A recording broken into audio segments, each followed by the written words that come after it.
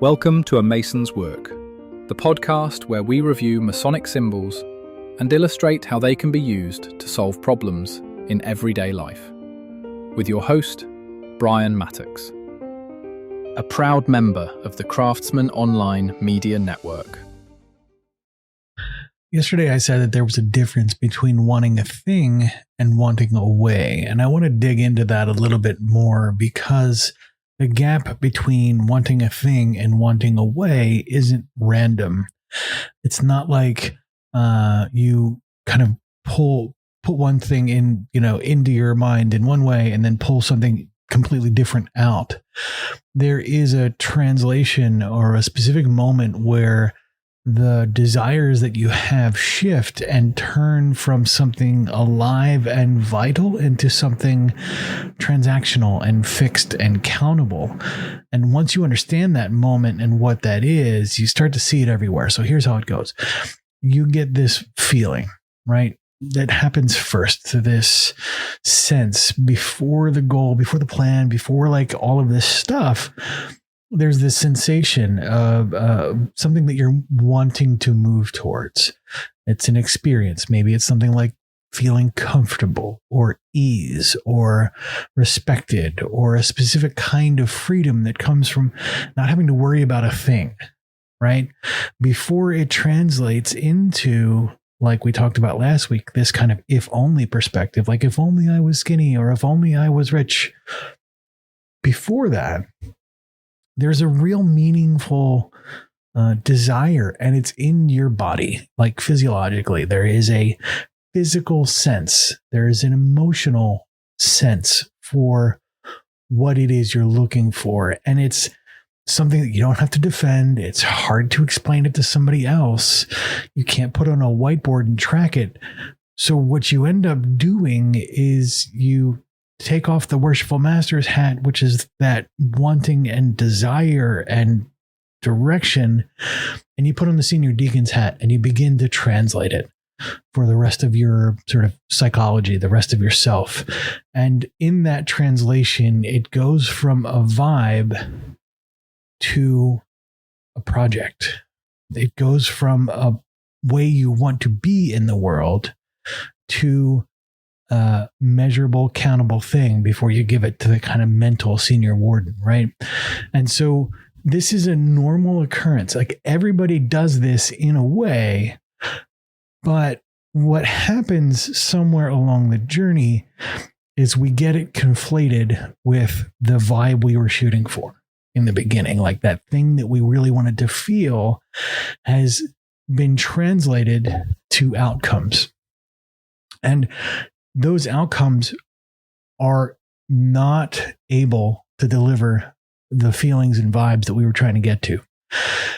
The reason this happens isn't that we're bad at knowing what we want. It's that the felt experience that we're shooting for does not, it kind of resists objectification, right? We've put stuff there that's an approximation, like it would kind of come from as a result of these things. Like I would be, if I was independently wealthy, I would have all of this freedom. But that translation isn't really accurate. And if we don't dig into kind of how we make that translation and start making it more meaningful, you end up essentially creating a trap for yourself. It becomes this hollow concept that is either a pie in the sky, one day we'll get there and it'll be a solution that maybe will give me those vibes, or we'll create it as this thing we know we'll never get, which prevents us from actually pursuing it. The Senior Deacon carries all of that work, that process of translation. And in the book, we describe the failure mode. The book that I'm writing that's coming out May 1st, if you've not heard of it, describes the failure mode of the Senior Deacon very precisely. And it's this oversimplification, this stripping away of the complexity of the intent and the feeling to turn it into a soundbite. This isn't to say you shouldn't have goals. And I said that yesterday, and I'll say it again, and I'll say it every episode this week. Having goals is fine.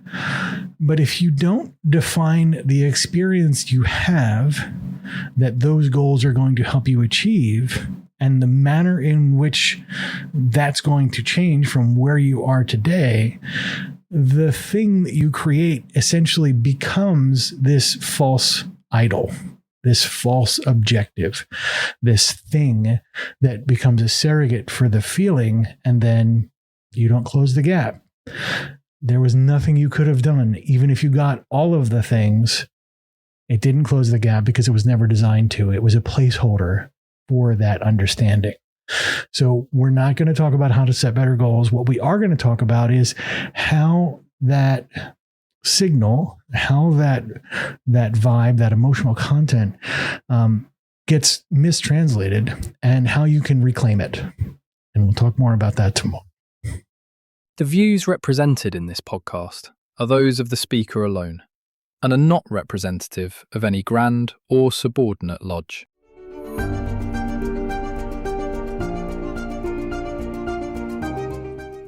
Hi, Brian here.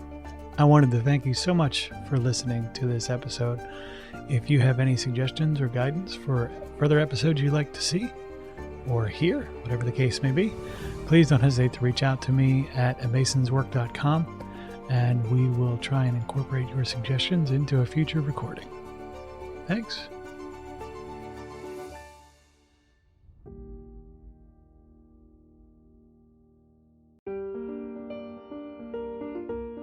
Freemasonry teaches us that the true work is within, a lifelong journey of reflection, discipline, and discovery.